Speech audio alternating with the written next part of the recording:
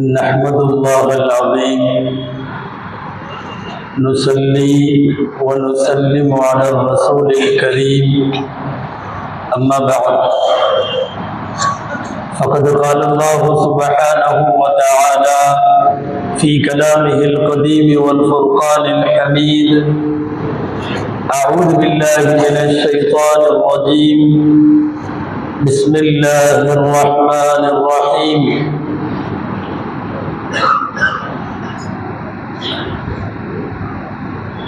إذ يقول لصاحبه لا تحزن إن الله معنا صدق الله العظيم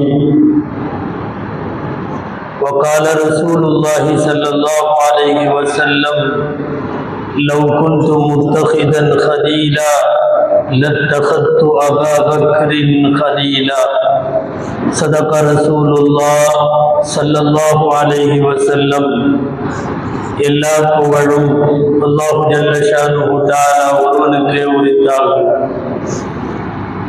அருமை நாயகம் முஹம்மதுர் ரசூலுல்லாஹ் ஸல்லல்லாஹு அலைஹி வஸல்லம் அவர்களின் மீதும் நற்பாக்கியங்கள் நிறைந்த அவர்களுடைய உம்மத்தின் மீதும் குறிப்பாக இந்த ஜும்மா நன்னாளில் நம் அனைவர் மீதும் எல்லாம் வல்ல அல்லாஹ்வின் நல்லருள் என்றென்றும் நிறைவாக உண்டாவதாக. ஆமீன். அல்லாஹு ஜல்ல ஷானுஹு தஆலா நம்முடைய வாழ்வியல் வழிகாட்டியாய் திருமறையை தந்தான். அதுபோல சில நல்ல மனிதர்களையும் தந்தான். கிதாபுல்லாஹ் ரிஜாலுல்லாஹ் என்று சொல்லுவார்கள். ஒன்று அல்லாஹ்வினுடைய வேதத்தை பார்த்து நாம் வாழ வேண்டும். இன்னொன்று அல்லாஹ்விற்கென்று சில மனிதர்கள் இருக்கிறார்கள், அவர்களை பார்த்து வாழ வேண்டும். வெறும் கிதாபுல்லாஹ் வேதத்தை பார்த்தோ படித்தோ மட்டும் நாம் வாழ்ந்துவிட முடியாது. அந்த வேதத்தை விளக்கி தருகிற அல்லது அந்த வேதத்தின்படி வாழ்ந்து காட்டுகிற நல்லடியார்கள் கட்டாயம் வேண்டும். எனவே அல்லாஹு தஆலா திருமறையில் நல்லடியார்களின் வரலாறு சொல்லுகிறார். நபிமார்கள், அதை அடுத்து நல்லோர்கள். நபிமார்களின் வரலாறும் குர்ஆனிலே இருக்கிறது. அம்பியாக்கள் வரலாறு, அதுபோல் அவுலியாக்களின் வரலாறு, நல்லடியார்களின் வரலாற்றை குர்ஆனிலே அல்லாஹ் சொல்லுகிறார். நபியாக இல்லாவிட்டாலும் உலகத்திற்கு இவர்கள் மூலம் பாடம் உண்டு என்கிற பெருமக்களை எல்லாம் குர்ஆன் தன்னகத்தே அந்த வரலாற்றை பதிவு செய்து வைத்திருக்கிறது. லுக்மான் அலைஹிஸ்ஸலாம் என்னொரு மனிதர் தாவூத் அலைஹிஸ்ஸலாமினுடைய சமகாலத்தில் வாழ்ந்தவர். அவர் நபி அல்ல. குர்ஆன் அவருடைய பேச்சை, அவரின் வார்த்தைகளை, அவரின் வரலாற்றை சொல்லுகிறது. மரியம் அம்மையார் நபி அல்ல, ஆனால் உலக பெண்களுக்கெல்லாம் பாடம் எடுக்கிற நல்லதோர் ஆசிரியையாக இருப்பதால் மரியம் அம்மாவின் வரலாறு குர்ஆனிலே இருக்கிறது. நாம் பார்த்து வாழுவதற்கு இறைவன் நபிமார்களை தருகிறான், நல்லோர்களை தருகிறான். அவர்களை பார்த்து அவர்கள் போல் வாழ வேண்டும். ஏனென்றால் திருக்குர்ஆனுடைய வரலாறுகளை குர்ஆனே சொல்லுகிறது. லகத் கான ஃபீ கஸஸிஹிம் இப்ரத்துல் லிஉலில் அல்பாப். அறிவுடையவர்களுக்கு படிப்பினைகள் இந்த வரலாறுகளிலே உண்டு. எந்த வரலாறுகள்? நபிமார்களின் வரலாறுகள், நல்லோர்களின் வரலாறுகள். நாம் பார்த்து பாடம் படிக்கத்தக்க வரலாறுகளில் அந்த நல்லோர்களின் வரிசையில் இந்த உம்மத்தில் ஆக முக்கியமானவர்களை சஹாபா பெருமக்கள் என்று சொல்லுகிறோம். கானு அஃதல ஹாதிஹில் உம்மா. இந்த உம்மத்தின் ஆக சிறப்பிற்குரியவர்கள் சஹாபாக்கள் தான். மற்ற எல்லாரும் அவர்களுக்கு பின்னாலே தான். இந்த உம்மத்தில் நபி ஸல்லல்லாஹு அலைஹி வஸல்லமிற்கு பின்னால் யார் சிறந்தவர்கள்? அஃதலு ஹாதிஹில் உம்மா என்றால் அது சஹாபா பெருமக்கள். சஹாபாக்களிலே நிறைய படித்தரங்கள் உண்டு. வாழ்விடத்தை, வாழ்ந்த ஊரை, வாழ்ந்த வீட்டை, சம்பாதித்த காசு பணங்களை எல்லாம் விட்டு துறந்து போன இந்த தனிச்சிறப்பிற்குரியவர்களை முஹாஜிர்கள் என்கிறோம். அவர்களும் சஹாபாக்கள். வந்தாரை எல்லாம் வாழ வைத்து அரவணைத்து அனைத்தையும் செய்து கொடுத்த அந்த நல்லுள்ளங்களை அன்சாரிகள் என்று சொல்லுகிறோம். அவர்கள் சஹாபாக்கள். வாழ்வா சாவா என்று தெரியாத ஒரு நிர்கதியான நிராயுதபாணியான நாளில் பத்ர் போர்க்களம் கண்டவர்களை பத்ரியீன்கள் என்று சொல்லுகிறோம். அவர்களும் தனிச்சிறப்பு மிக்க சஹாபாக்கள். வரலாற்று சிறப்பு மிக்க ஹுதைபியா என்ற ஒரு ஒப்பந்தம் நடந்தது. அந்த ஒப்பந்தத்திலே பங்கேற்ற பெருமக்கள் அஸ்ஹாபுல் ஹுதைபியா என்று சொல்லப்படுகிறது. அவர்களும் சஹாபா பெருமக்கள். முஹாஜிர்கள் தனிச்சிறப்பிற்குரியோர், அன்சாரிகள் தனிச்சிறப்பிற்குரியோர், பத்ரிக்களம் கண்டவர்கள் தனிச்சிறப்பிற்குரியோர், ஹுதைபியாவிலே பங்கேற்றவர்கள் தனிச்சிறப்பிற்குரியோர். இது எல்லாவற்றையும் விட சிறப்பிற்குரியவர்கள் 10 பேர். சுவனத்தை கொண்டு முன்னறிவிப்பும் நல்வாழ்த்தும் கொடுக்கப்பட்ட அஷ்ரத்துல் முபஷ்ஷரா என்று உலகம் சொல்லுகிற அந்த 10 பேர். 1,00,000க்கும் மேற்பட்ட சஹாபிகளில் அந்த 10 பேர் ஆக சிறப்பிற்குரியவர்கள். அந்த 10 பேரிலும் தனிச்சிறப்பு பெற்றவர்கள் அபூபக்கர் ரலியல்லாஹு அன்ஹு. அன்பிற்குரியவர்களே, அபூபக்கர் ரலியல்லாஹு அன்ஹு இந்த மண்ணிலே வாழ்ந்து கலீஃபாவாக இஸ்லாமிய ஆட்சிகளை வழங்கிவிட்டு அவர்கள் உயிர் நீத்த நாள் இன்றைய நாள். ஜமாதுல் ஆஹிர் பிறை 22. இன்றைய தினம் அவர்கள் உயிர் நீத்த நாளில் உம்மத்து எந்த நல்லவர்களை எல்லாம் படித்து பாடமாக்கி கொள்ள வேண்டுமோ அந்த வரிசையில் ஆக உயர்வாக இளங்குபவர்கள் அபூபக்கர் ரலியல்லாஹு என்பதால் அவர்களின் வாழ்க்கையில் சில பக்கங்கள், மறக்கவே முடியாத சில நினைவுகள், எப்படியெல்லாம் இந்த உம்மத்திற்கு அவர்கள் பாடமாய், படிப்பினையாய், முன்மாதிரியாய், வாழ்வியல் வழிகாட்டியாய் திகழ்கிறார்கள் என்று யோசிப்பதற்கு நமக்கு சில செய்திகள் தேவை. ஹஜ்ரத் அபூபக்கர் ரலியல்லாஹு அன்ஹு அவர்கள் உயிர் நீத்த இந்த நாளில் யோசித்து பார்க்கிறோம். அவர்களுக்கு பிறகு சுமார் 1440 வருஷம் ஆகிவிட்டது. இன்றளவும் அப்படி ஒரு மனித புனிதரை உலகம் காண்பதறிது. ஒரு மிகப்பெரிய தனி சமுதாயமாக அடையாளப்படுத்தப்பட வேண்டியவர்கள் அபூபக்கர் ரலியல்லாஹு அன்ஹு. உங்களுக்கெல்லாம் தெரியும், அன்னலாரை எவ்வளவு பரிசுத்தப்படுத்தினானோ அவர்களுக்கான தோழர்களையும் அல்லாஹ் அப்படி பரிசுத்தமாய்த்தான் தேர்வு செய்தார். சஹாபா சாதாரண வார்த்தை அல்ல. சஹாபா நினைத்தாலும் நாம் அடைய முடியாது. நாம் வழியாக முடியும், சஹாபியாக முடியாது. பெருமானார் ஸல்லல்லாஹு அலைஹி வஸல்லம் வாழ்ந்த காலத்தில் பிறக்க வேண்டும், வாழ வேண்டும், அவர்களை கண்ணாலே காண வேண்டும், கலிமா சொல்ல வேண்டும், இறக்கும் தருவாய் வரையிலும் அந்த கலிமாவோடு நீடித்திருக்க வேண்டும். இதற்கு பெயர் சஹாபா. அந்த வரிசையின் முதல் குடிமகன், முதல் தலைமகன், சஹாபாக்களின் வரிசையில் ஆக சிறப்பிற்குரிய புகழின் உச்சத்தில் அருள் நபிக்கு அருமையான வாரிசாய் அமைந்தவர்கள் அண்ணல் அபூபக்கர் ரலியல்லாஹு அன்ஹு அவர்கள். எப்படி ஒரு தோழமையை, தூய்மையான தோழமையை அல்லாஹ் தந்தான்.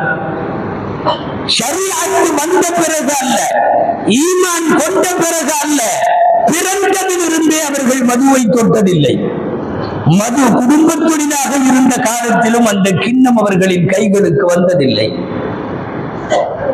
பிறந்ததிலே இருந்து எந்த ஒரு விக்கிரகத்திற்கு முன்னாலும் அவர்கள் கைகூப்பி நின்று வணங்கியதில்லை. ஷரீஅத் வந்த பிறகு சில பேர் தௌபா செய்து மீளலாம். ஷரீஅத் வருவதற்கு முன்னாலேயே மனதளவில், அறிவளவில் இப்படி கைகூப்பி நிற்பது தவறு என்று உணர்ந்த பெருமகன் அபூபக்கர் ரலியல்லாஹு அன்ஹு.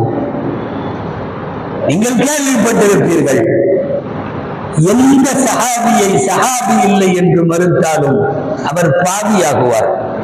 ஆனால் அபூபக்கரை மறுத்தால் காபிராகுவார். அபூபக்கர் சஹாபி அல்ல என்று ஒருவன் சொன்னால் இந்த உம்மத்தில் அவன் காபிராகி விடுவான். அவன் அல்லாஹ்வை ஏற்றாலும், ரசூலை ஏற்றாலும், வேதங்களை ஏற்றாலும், மாணவர்களை ஏற்றாலும், இஸ்லாமிய நம்பிக்கைகள் அத்தனையும் அவன் படித்தாலும் எடுத்துக்கொண்டாலும் அண்ணல் அபூபக்கர் ரலியல்லாஹு அன்ஹு அவர்களை அவர் சஹாபி இல்லை என்று மறுத்துவிட்டால் அவன் காபிராகி விடுவார். காரணம், குர்ஆன் அவரை தோழர் என்று சொல்லுகிறது. தோழமையை மறுத்தால் குர்ஆனை மறுக்கிறான் என்று பொருள். இது யகூலு லி ஸாஹிபிஹி, நாயகம் தன் தோழருக்கு சொன்னார்கள் என்று வருகிறது. தோழர் என்று, அன்னலாருக்கு தோழர் என்று அல் குர்ஆன் அடையாளப்படுத்துவது அபூபக்கர் ரலியல்லாஹு அன்ஹுவை மட்டும்தான். அதனால் தான் முஸ்லிம் உம்மா எந்த காலத்திலும் அபூபக்கர் ரலியல்லாஹு அன்ஹுவை விட்டு கொடுக்க முடியாது. அண்ணனுக்கு பிறகு அபூபக்கர். இந்த தர வரிசை தான் உலகத்தில் முஸ்லிம் உம்மத்தினுடைய வரிசை. நமக்கும் ஷியாக்களுக்கும் என்ன பிரச்சனை யோசித்து பாருங்கள். கொடுக்கல் வாங்கல் தகராறா, பங்காளி சண்டையா, பகமையா? ஒன்றுமில்லை. நமக்கும் ஷியாக்களுக்கும் இடையில இருக்கிற முதல் வேறுபாடு என்ன தெரியுமா? அபூபக்கர் ரலியல்லாஹு அன்ஹுவை பின்னுக்கு தள்ளி அலி ரலியல்லாஹு அன்ஹுவை முன்னுக்கு தள்ளுவதால் நீங்கள் எங்களுக்கு ஒவ்வாதவர்கள் என்று அகில உலகத்தின் அஹ்லு சுன்னத் வல் ஜமாஅத் 1000 வருஷமாக அவர்கள் வேறாக பிரித்து வைத்திருக்கிறோம். ஷியாவிற்கும் சுன்னியாவுக்கும் இடையில இருக்கிற வேறுபாடு ஒன்றுதான். அபூபக்கர் ரலியல்லாஹு அன்ஹுவை முதல் தரத்தில் இருந்து 6வது 2வது தரத்திற்கு கொண்டு வந்தாலும் இந்த உம்மத்து ஏற்காது. அபூபக்கர் ரலியல்லாஹு அன்ஹு அவர்களுக்கு பெயர் நாம் எல்லாம் அடிக்கடி ஓதுகிற ஹைருல் பஷரி பஅதல் அம்பியா, நபிமார்களுக்கு பின்னால் மனிதரில் புனிதர் அவர்கள்தான். நபிமார்களுக்கு பின்னால் மனிதருள் மாணிக்கம் ஹஜ்ரத் அபூபக்கர் ரலியல்லாஹு அன்ஹு தான். வாழ்வு முழுக்க இந்த உம்மத்திற்கு பாடம். ஒரு நபர் பணக்காரராக இருப்பார், செல்வந்தர்களுக்கு பாடம் எடுப்பார். அவர் அறிவாளியாக இருப்பார், அறிவுலகத்திற்கு வகுப்பெடுப்பார். ஒவ்வொரு துறையிலும், ஆனால் எல்லா துறையிலும் வழிகாட்டுகிறார்கள். அண்ணனை போலவே அவர்கள் தன் தோழர் அபூபக்கர் ரலியல்லாஹு அன்ஹு அவர்கள்.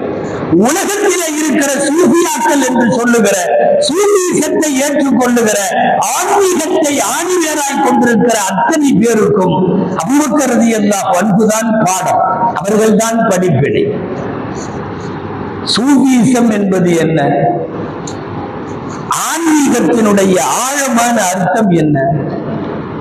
என்னுடைய விருப்பை எல்லாம் தாண்டி அல்லாஹ்வின் விருப்பிற்கு முதலிடம் தருதல். எனது வெறுப்பெல்லாம் பொருட்டல்ல, அல்லாஹ் வெறுத்து விட்டால் அதை ஏற்றுக்கொள்ளுதல். இதுதான் சூஃபிசம். எனக்கென்று என்று ஒரு சுயம் இல்லாமல் எல்லாம் அவனுடையது என்று சொல்லுகிறவர்தான் சூஃபிசம். சுயம் இல்லாதவர்கள் என்று சொல்லுவோம். சுற்றி ஒருவர் குலப்பெறார் என்று சொல்லுவார்கள் தமிழில். நமக்கென்று எதுவும் கிடையாது, எல்லாம் அவனுக்காக. இதை வாழ்வில் கொண்டு வந்து நிரூபித்த பெருமகனார் ஹஜ்ரத் அபூபக்கர் ரலியல்லாஹு தஆலா அன்ஹு அவர்கள். அல்லாஹ் ரசூல் என்ன சொன்னார்களோ அதுதான் எனது வாழ்வு. சொந்த மகள் ஆயிஷா ரலியல்லாஹு அன்ஹா மீது தகாத வார்த்தையை சொல்லிவிட்டார்கள் சில பேர்.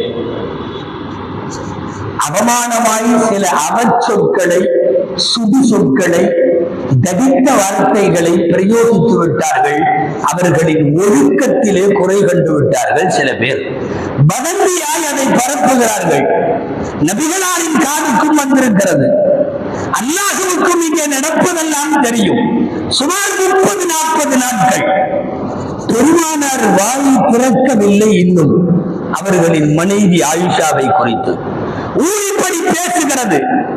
வஹி வராமல் நாயகம் வாய் திறக்க மாட்டார்கள். அபூபக்கர் ரலியல்லாஹு அன்ஹு பெற்ற தந்தை அல்லவா, சொல்ல வேண்டும் தானே, என் மகள் நல்லவள், என் மகள் உத்தமி, என் மகள் பத்தினி, என் மகள் கற்பொழுக்கம் உள்ளவள், என் மகள் மீது அவதூறு சொல்லுகிறார்கள், பேச வேண்டும் அல்லவா. வாயை திறக்கவில்லை. எல்லாருக்கும் ஆச்சரியம். 30-40 நாட்கள் வீட்டிலே இருக்கிறார், குர்ஆன் ஓதுகிறார், அழுகிறார், வெளியிலேயே வரவில்லை. ஏன் நீங்கள் வாய் திறக்கவில்லை அபூபக்கர் அவர்களே? அல்லாஹ் சொல்ல வேண்டும், ரசூல் சொல்ல வேண்டும், அதுவரை நான் சொல்ல மாட்டேன். இறைவனின் பேரருள் இந்த மண்ணிலே பிறந்த மகத்தான பத்தினிகளுக்கு தலைவியாய் திருக்குர்ஆன் சூரா அன்-நூர் அத்தியாயத்தில் ஏறக்குறைய 17 வசனங்களில் ஆயிஷா அம்மா கற்பொழுக்கம் நிறைந்த குணவதி என்று குர்ஆன் ஆயத்து இன்றைக்கு வரையும் நாம் ஓதுகிறோமே, அந்த வசனம் இறங்கியதற்கு பிறகு அண்ணல் வாய் திறந்த பிறகு அபூபக்கர் ரலியல்லாஹு அன்ஹு வாய் திறந்தார்கள். ஏன்? அல்லாஹ் ரசூலுடைய விருப்பு தான் எனது விருப்பு, அல்லாஹ் ரசூலின் வெறுப்பு எனது வெறுப்பு. இங்கே மகள் என்பதற்கு வேலை இல்லை, மகன் என்பதற்கு வேலை இல்லை. இதுதான் உலகத்தினுடைய சரியான சூழ்வீசம், சரியான ஆன்மீகம். எனது விருப்பெல்லாம் எனது வெறுப்பெல்லாம் அல்லாஹ் ரசூலின் விருப்பு வெறுப்பில் வைத்து விடுதல் என்கிற ஆன்மீகத்திற்கு அடித்தளம். என்கிட்ட இருக்கிற காசு பூரா அல்லாஹ்வுடைய காசு, அதுதான் ஆன்மீகம். என்னுடைய காசு எனக்கானதல்ல, அது அல்லாஹ் ரசூலுடைய. கொண்டு வா என்று சொன்னவுடன் கொண்டு வந்து எல்லாவற்றையும் கொண்டு விட்டு என்ன வீட்டில் வைத்து விட்டு வந்தீர்கள்? அல்லாஹ்வையும் ரசூலையும் விட்டு விட்டு வந்தேன். உண்மையான ஆன்மீகம் அது, உண்மையான சூஃபீசம் அது. என்ன கொண்டு வந்தாய்? வீட்டில் என்ன வைத்து வந்தாய்? அல்லாஹ்வையும் ரசூலையும். ஹஜ்ரத் அபூபக்கர் ரலியல்லாஹு அன்ஹுவினுடைய மாண்பும் மகோன்னதமும் அவர்களுடைய மாட்சிமையும் பெருமானார் ஸல்லல்லாஹு அலைஹி வஸல்லம் அவர்களுக்கு தெரியும். நாம் பலமுறை கேள்விப்பட்டிருக்கலாம், போருக்கு நிதி கேட்கிற போது வீட்டையே காலி செய்து கொண்டு வந்து வைத்த அபூபக்கர் ரலியல்லாஹு அன்ஹுடைய தொகை குவியல் கொஞ்சமாகத்தான் இருந்தது. ஆனால் வீடெல்லாம் காலி செய்யவில்லை, பாதி காலி செய்து கொண்டு வந்த உமர் ரலியல்லாஹு அன்ஹுவின் தொகை பெரிய குவியலாக இருந்தது. உமர் ரலியல்லாஹு அன்ஹு மனதிலே சொல்லிக் கொண்டார்கள், ஜெயிப்பதாக இருந்தால் அபூபக்கரை இன்றைக்கு ஜெயித்து விடுவேன். காரணம், அவரை விட என்னுடைய குவியல் பெரியது, நிதி கொடுக்கிற குவியல். நாயகம் ஸல்லல்லாஹு அலைஹி வஸல்லம் வந்தார்கள், பார்த்தார்கள். என்ன கொண்டு வந்தாய் என்று கேட்டால் உமர் ஜெயித்து விடுவார், அபூபக்கர் தோற்று விடுவார். உமரின் மீது கோபம் இல்லை, ஆனால் அபூபக்கர் 2வது இடத்திற்கு போக அல்லாஹ் ரசூலுக்கு பிரியமில்லை. என்ன செய்தார்கள்? கொஞ்சம் கேள்வியை மாற்றினார்கள். மா கல்லத்த யா அபூபக்கர், அபூபக்கரை வீட்டுல என்ன விட்டுட்டு வந்தீங்கன்னா? அவர்கள் பதில் சொன்னார்கள், அல்லாஹ்வையும் ரசூலையும் விட்டுட்டு வந்தேன். உமர் ரலியல்லாஹு அன்ஹுவிடம் கேட்டார்கள், என்ன விட்டுட்டு வந்தீங்க? இது மாதிரி இன்னொரு பங்கு விட்டுட்டு வந்தேன். தோற்று போனார்கள் உமர் ரலியல்லாஹு அன்ஹு. ஜெயித்தவர்கள் ஒரே ஒரு கேள்வி, என்ன கொண்டு வந்தாய் என்று கேட்டால் உமர் ஜெயிக்கிறார், அபூபக்கர் தோற்கிறார் ரலியல்லாஹு அன்ஹுமா. ஆனா என்ன விட்டுட்டு வந்தீங்க என்று கேள்வியை கொஞ்சம் மாற்றி பிடித்த போது வெற்றி வாய்ப்பு தலைகீழாக தீர்மானிக்கப்படுகிறது. சமயோசிதமான நபிகளாரின் கேள்வி. அங்கே அபூபக்கர் ரலியல்லாஹு அன்ஹுவை எந்த காலத்திலும் 2வது இடத்திற்கு வைத்துவிடக் கூடாது என்கிற பெருமானாரின் யுக்தி அங்கே தெரிய வருகிறது. அபூபக்கர் ரலியல்லாஹு அன்ஹு அல்லாஹ்வையும் ரசூலையும் தான் வீட்டு விட்டு வந்த, என்னிடம் உள்ளதெல்லாம் அல்லாஹ்வுடையது என்று நினைக்க வேண்டிய சூஃபிசத்தினுடைய அஸ்திவாரம் அபூபக்கர் ரலியல்லாஹு அன்ஹு அவர்கள். இந்த உம்மத்திற்கு அல்லாஹ்வை எப்படி நேசிக்க வேண்டும், காதலிக்க வேண்டும், அன்னலாரோடு எப்படி நேசிக்க வேண்டும், அதபு என்கிற நபிகள் நாயகத்தோடு இருக்கிற ஒழுக்கம் இந்த உம்மத்து எப்படி கடைபிடிக்க வேண்டும் சொல்லித் தந்தவர்கள் அபூபக்கர் ரலியல்லாஹு அன்ஹு. தொழுகை நேரமாகிவிட்டது, இமாமாகிய ஸல்லல்லாஹு அலைஹி வஸல்லம் வரவில்லை. பிலால் ரலியல்லாஹு அன்ஹு உட்கார்ந்திருந்த அபூபக்கர் ரலியல்லாஹு அன்ஹுவிடம் சொன்னார்கள், அன்னலார் வரவில்லை, நீங்கள் தொட வைப்பதாக இருந்தால் நான் காமத்து சொல்லுகிறேன். சரி என்றார்கள். காமத்து சொல்லிவிட்டார்கள். இமாமாக போய் அபூபக்கர் ரலியல்லாஹு அன்ஹு நின்று விட்டார்கள். தொழுகை தொடர்ந்து போய்க் கொண்டிருக்கிற போது வந்து விட்டார்கள் நாயகம் ஸல்லல்லாஹு அலைஹி வஸல்லம். இந்த பக்கம் வீட்டிலிருந்து வருவதாக இருந்தால் தெரியும், அன்னலார் மட்டுமே இப்படி வருவார்கள். அபூபக்கர் ரலியல்லாஹு அன்ஹு நாயகம் வந்ததை புரிந்து கொண்டார்கள். போதாக்குறைக்கு அங்கிருந்து லேசாக சப்தங்களும் தொழுகையில் இருந்தே சில முணுமுணுப்புகளும் கேட்கிறது. நேரா பின்னாலே வந்தார்கள் அபூபக்கர் ரலியல்லாஹு அன்ஹு. பின்னாலே வர எத்தனிக்கிற போது நாயகம் ஸல்லல்லாஹு அலைஹி வஸல்லம் கையை காட்டி அங்கேயே நின்னுங்கள், உங்களுடைய இடத்திலேயே நின்று தொழ வைக்கலாம், தொழுகையை தொடரலாம். இல்லை, சொன்னதற்கு பிறகும் பின்னாலே போய்விட்டார்கள். அபூபக்கர் ரலியல்லாஹு அன்ஹு நாயகம் ஸல்லல்லாஹு அலைஹி வஸல்லம் தொழ வைத்து முடித்து விட்டு கேட்டார்கள், மா அமர்துக, நான் உங்களை அங்கேயே நிற்குமாறு நான் ஏவினேன். மா மனஅக இத் அமர்துக அன் தகூம, நீங்கள் அங்கேயே நிற்க வேண்டும் என்று நான் சொன்ன போது பின்னாலே வருவதற்கு உங்களை எது தூண்டியது, எது தடுத்தது? அபூபக்கர் ரலியல்லாஹு அன்ஹு உலகத்திற்கு நபிகளாரின் அடவை சொல்லி கொடுக்கிற அவர்கள் சொன்ன வார்த்தை என்ன தெரியுமா? மகான லி இப்னி அபீ குஹாஃபத அன் யுஸல்லி பைன யதை ரசூலில்லாஹ், அல்லாஹ்வின் தூதர் இருக்கிற போது அவர்களுக்கு முன்னால் தொழ வைக்க இந்த அபூ குஹாஃபாவின் மகனுக்கு தகுதி இல்லை. அபூ குஹாஃபா அபூபக்கர் ரலியல்லாஹு அன்ஹு தகப்பனார் பெயர். அபூ குஹாஃபாவின் மகனுக்கு தகுதி இல்லை என்று சொல்லி ரசூலுல்லாஹ் தன்னை பின்னாலே நின்று கொள்ள வாய் வழியாய் உத்தரவு தந்தாலும் உத்தரவை விட ஒழுக்கம் மேலானது என்கிற உயர்ந்த பாடத்தை உலகத்திற்கு சொல்லுபவர்கள் அபூபக்கர் ரலியல்லாஹு அன்ஹு. வஃபாத்துடைய நேரம் ஏறத்தாழ கஃன் தஃபன் ஏற்பாடுகள் மட்டும் தான் பாக்கி. அபூபக்கர் ரலியல்லாஹு அன்ஹு வஃபாத்தாக போகிறார்கள். வஃபாத்தாகிற நேரத்தில் குடும்பத்தவர்களை கூப்பிட்டு சொன்ன வார்த்தை என்ன தெரியுமா? அன்னலாருக்கு பக்கத்தில் எனது மகள் ஆயிஷாவுடைய வீட்டில் தான் நீங்கள் என்னை அடக்கப் போகிறீர்கள்.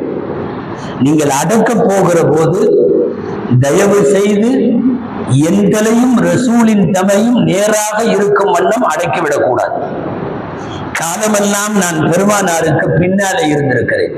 எனவே ரசூலுல்லாஹ்வுக்கு பக்கத்தில் அடக்கிற போது சரிசமமான கஃன் தஃபனாக அது இருக்கக்கூடாது. எப்படி இருக்க வேண்டும்? எனது தலை ரசூலின் தோளிலிருந்து இறங்க வேண்டும். தலை ரெண்டு தலையும் சரிசமமாக இருக்கக்கூடாது. இருக்கிற போது மட்டுமல்ல, இறந்து அடக்கமாகிற போதும் அண்ணனாரோடு அவர்களுக்கு நிகராக சமமாக இறந்து போன பிரேதம் கூட அப்படி இருக்கக்கூடாது. அபூபக்கர் ரலியல்லாஹு அன்ஹு அண்ணல் நாயகத்தோடு எந்த அதவு இந்த உம்மத்து கடைபிடிக்க வேண்டும் என்பதை சொல்லித் தந்தவர்கள் ஹஜ்ரத் அபூபக்கர் ரலியல்லாஹு அன்ஹு. பொது வாழ்வில் அப்படி ஒரு அப்பழுக்கற்ற தூய்மையான ஒரு தலைவர். வஃபாத்திற்கு முதல் நாள் நிதி அமைச்சரை கூப்பிட்டு அனுப்புகிறார்கள். அந்த நிதி அமைச்சருக்கு முஐகிப் என்று பெயர். முஐகிபை வர சொல்லுங்கள். முஐகிப் ரலியல்லாஹு அன்ஹு வந்தார்கள். கேட்டார்கள், கொடுக்கல் வாங்கல் நிறைய இருக்குமே, நான் தர வேண்டிய கடன் எல்லாம், நான் என்னுடைய தவணையை உணர்கிறேன், என்னென்ன கடன் சொல்லுங்கள். அபூபக்கர் ரலியல்லாஹு அன்ஹு யார் யாருக்கு என்னென்னவெல்லாம் முன்பணமாக அரச கருவூலத்திடமிருந்து வைத்தியமாரிடமிருந்து பெற்றார்களோ எல்லாத்தையும் அவர் சொன்னார். எல்லாத்தையும் கொடுத்து முடிச்சுட்டு அனைத்தும் முடிந்ததா? அல்லாஹுவை நான் சந்திக்கிற போது இந்த உலகத்தில் யாருக்கும் 10 பைசா கூட, ஒரு திருகம் கூட நான் தர வேண்டியதில்லை என்கிற தூய்மையான பெயரோடு நான் அல்லாஹுவை சந்திக்க வேண்டும். ஏதாவது இருக்கா? முஐகிப் தயங்கி சொன்னார், எல்லாத்துக்கும் நீங்க தர வேண்டியது எல்லாமே முடிச்சிட்டீங்க, செட்டில்மெண்ட் ஆயிடுச்சு. என்கிட்ட பர்சனலா நீங்க வாங்கின கடன் இருக்கு, எனக்கு உங்கள் சூழ்நிலை தெரியும், எனவே நான் அந்த கடனை மன்னித்து விட்டேன், நீங்கள் அதை தர வேண்டாம். முஐகிப் ரலியல்லாஹு அன்ஹு சொல்லுகிறார். அபூபக்கர் ரலியல்லாஹு அன்ஹு மீண்டும் தங்களின் இடத்திலே இருந்து எண்ணி காசுகளை எடுத்து முஐகிபுக்கு, இல்லை நான் மன்னித்து விட்டேன், இல்லை நீங்கள் வாங்கிக் கொள்ளுங்கள், யாருடைய பணத்திற்கும் பொறுப்பில்லாமல் நான் அல்லாஹுவை சந்திக்க வேண்டும். ஒரு இஸ்லாமிய ஆட்சியை அண்ணனாருக்கு பின் 2 ஆண்டு காலத்திலே இந்த உலகத்திலே நிறுவி அழகான ஆட்சிகளுக்கு அடித்தளமிட்ட அபூபக்கர் ரலியல்லாஹு அன்ஹு அவர்கள் சொந்த கடனை மன்னித்தவரிடம் கூட மீண்டும் திருப்பி கொடுத்து விட்டவர்கள் விரை பெற்றார்கள் என்று பார்க்கிறோம். அதனால் தான் தேர்ந்த தலைமையாய் அபூபக்கர் ரலியல்லாஹு அன்ஹு அவர்களை நபிகளார் நியமனம் செய்தார்கள். எனக்கு பின் இவர்கள் அண்ணல் தொழ வைக்க முடியாத அந்த இறப்பின் போதுள்ள கடைசி 3 நாட்கள் அபூபக்கர் ரலியல்லாஹு அன்ஹுதான் அண்ணலாரின் இடத்திலே தொழ வைத்தார். மாற்றுவதற்கு சில முயற்சி நடந்தது. யாரும் இல்லை, ஆயிஷா அம்மா தான். பக்கத்திலே போய்விட்டு ரசூலுல்லாஹ் ஸல்லல்லாஹு அலைஹி வஸல்லம் சொல்றாங்க, அபூபக்கரை தொழ வைக்க சொல்லுகிறீர்கள், அவர்கள் வேண்டாமே, உமர் ரலியல்லாஹு அன்ஹுவை சொல்லலாமே என்றார்கள். அப்படி அவர்கள் சொன்னதற்கு 2 காரணம். ஒரு காரணம், அவர்களே சொல்லுகிறார்கள்,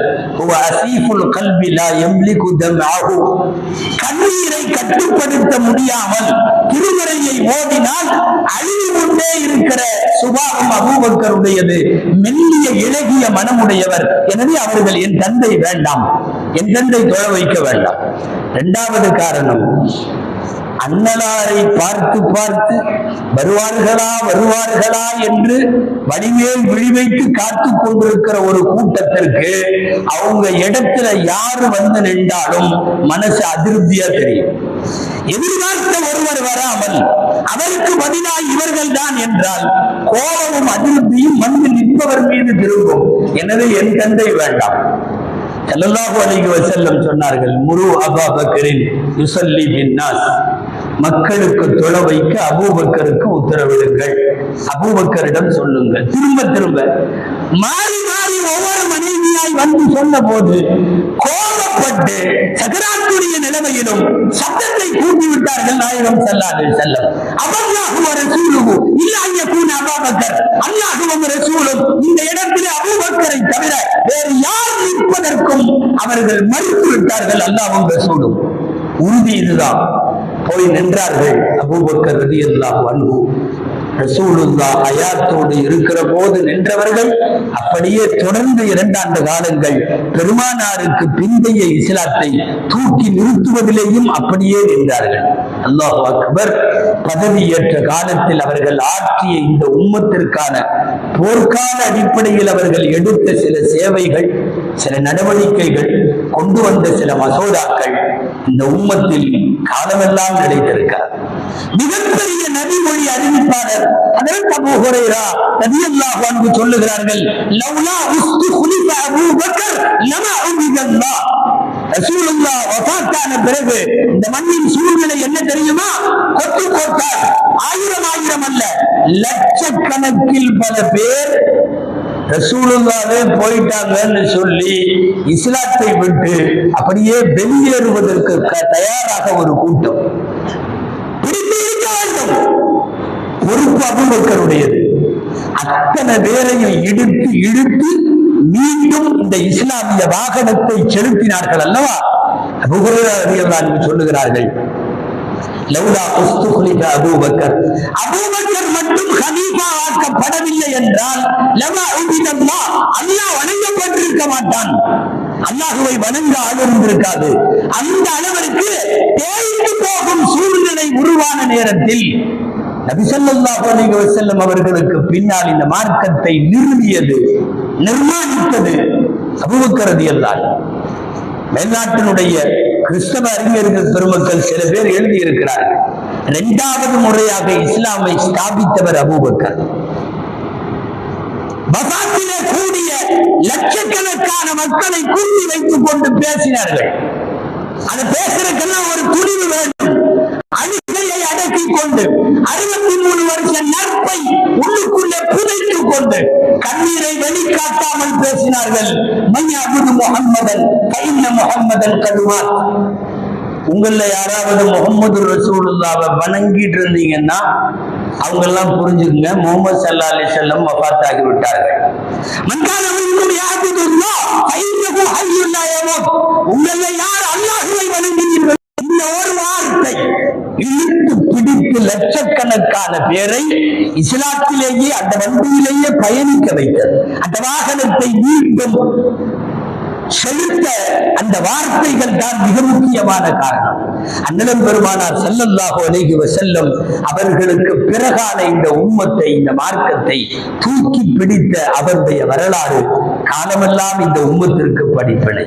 சித்தீக் ரலியல்லாஹு அன்ஹு என்று அபூபக்கரோடு சேர்த்து சித்தீக் என்கிற பட்டம் வழங்கி அவர்களை பெருமிதப்படுத்துகிறது இந்த உம்மத்.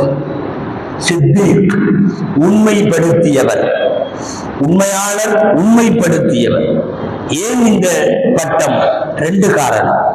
ஒரு காரணம் ரசூலுல்லாஹே சொல்லுகிறார்கள், மா தஅவுது அஹதன் இலா ஹாதா தீன், நான் யாரை போய் ஆரம்பத்தில் இந்த மார்க்கத்திற்கு வாருங்கள் என்று யாரை கூப்பிட்டாலும் இல்லா வனஹு கர்வத்துன் சிவா அபூபக்கர், அபூபக்கரை தவிர எல்லாத்துக்கும் ஒரு சின்ன தடுமாற்றமாவது இருந்துச்சு. அப்புறம் அவங்க தடுமாற்றத்தை சரி பண்ணிட்டு களிமா சொன்னாங்க, அது வேற. சின்ன தடுமாற்றமாவது இருந்தது. அபூபக்கர் ரலியல்லாஹு அன்ஹுவுக்கு அந்த தடுமாற்றம் இல்லை. ஒரே இரவில் வானமெல்லாம் போய்விட்டு வந்தாராமே உங்களுடைய தோழர் முஹம்மது என்று சொன்ன போது, இது இரண்டாவது காரணம் சித்தீக் என்கிற பட்டத்திற்கு. கேட்டார்கள் அபூபக்கர் ரலியல்லாஹு அன்ஹு, நாயகம் அப்படி சொன்னார்களா? ஆமா சொன்னார் என்றால் அது உண்மைதான். அவர்கள் சொல்லி இருந்தால் அது உண்மைதான். இந்த வார்த்தைக்கு கொடுக்கப்பட்ட உம்மத்தினுடைய பட்டம் தான் சித்தீக். அபூபக்கர் சித்தீக் ரலியல்லாஹு அன்ஹு வஃபாத்தான நாள் இன்றைக்கு ஜமாதுல் ஆஹிர் பிறை 22. எல்லாம் வல்ல அல்லாஹ் ஜல்ல ஷானஹு தஆலா அந்த பெருமகனாரை மண்ணிலே வாழும் போதெல்லாம் அந்த மாணவியோடு அவர்கள் சங்கமித்திருந்ததை போலவே ஜன்னத்துல் ஃபிர்தௌஸிலும் அல்லாஹ் ஒன்றுபடுத்துவானாக. இது போன்ற பெருமக்களினுடைய வாழ்வியல் கற்றுத்தரக்கூடிய பாடங்களையும் படிப்பினைகளையும் பாடமாக பெற்று அல்லாஹ் ரசூலுக்காக வாழுகிற அர்த்தமுள்ள ஆன்மீக வாழ்வை அல்லாஹ் நம் அனைவருக்கும் கொஞ்சத்தையேனும் அதை நசீபாக்குவானாக. ஆமீன். வ ஆகிரு தஅவானா அனில் ஹம்துலில்லாஹி ரப்பில் ஆலமீன்.